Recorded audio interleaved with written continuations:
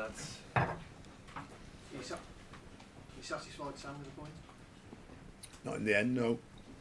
I think that in the end we have finished the game extremely on the front foot and put them under a lot of pressure to have created the opportunities to win the game after some fantastic defensive work, particularly in the second half, or the whole of the game really, because they didn't have a shot on target in the second half. But once we got Bainesy firing the ball across one side and Theo firing the ball across the other side,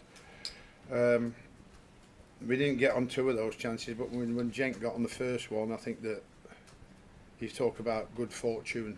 Then he slips and don't quite head it right, and there's only an inch in one way or the other. It's an inch or two one way, it's in the back of the net, or an inch or two the other way, and Seamus puts the ball in the net. So you're looking for a bit of good fortune then. But the second one obviously is the biggest miss of the day for us, and certainly when you get and probably the biggest chance of the day for both sides. Clear strike at goal, and Dominic, just unfortunately for him as a young boy, couldn't quite make it, and that would have made us all very, very happy indeed. And on the basis of the whole game, we all know that Liverpool have more possession than we do, but on the chances that were created today, I think that we created the better chances. I think that I remember two saves from Jordan Pickford in the first half. One was from Ings, which was lucky because it came off Shane McCormack's knee to him, and the other one was a James Milner effort. But the second half they didn't create anything, and we created a lot more than them. But because we haven't put it in the back of the net, we are sat in and because the way we finished the game, we are sat in the dressing room disappointed we haven't won for the fans, and made it a great weekend for us, because it's been such a long time since Everton have beaten Liverpool.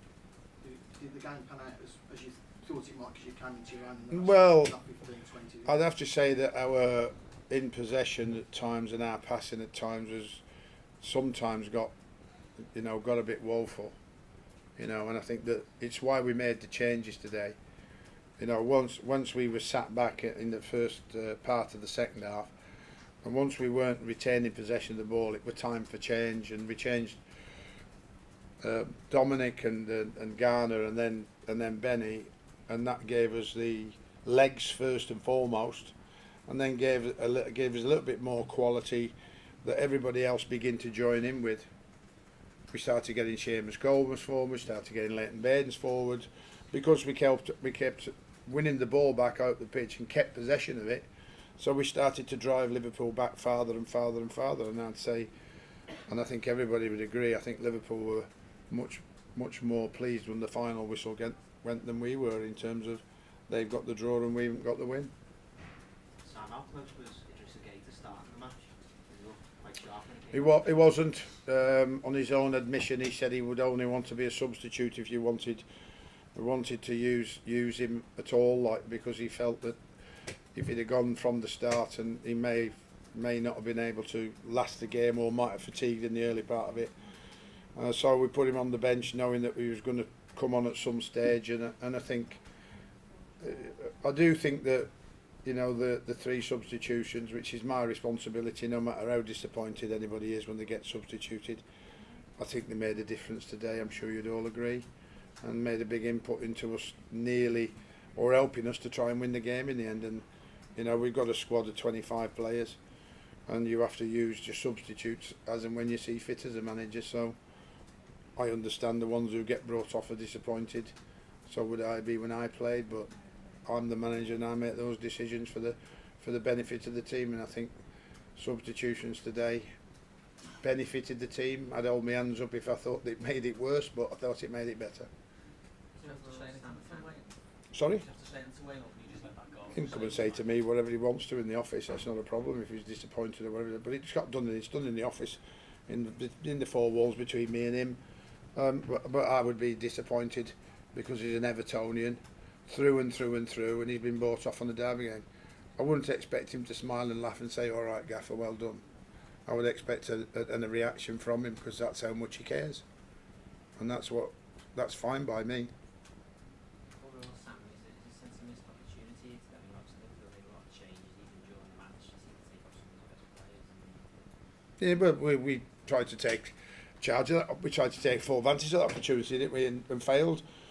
So if we'd have put one of those in the net, we would have taken full advantage of the opportunity, didn't we? But you know, we've got players missing as well. You know, Mangala, we've not seen only 1.5 games. James McCarthy, who's been one of the most consistent players here at this football club for many seasons.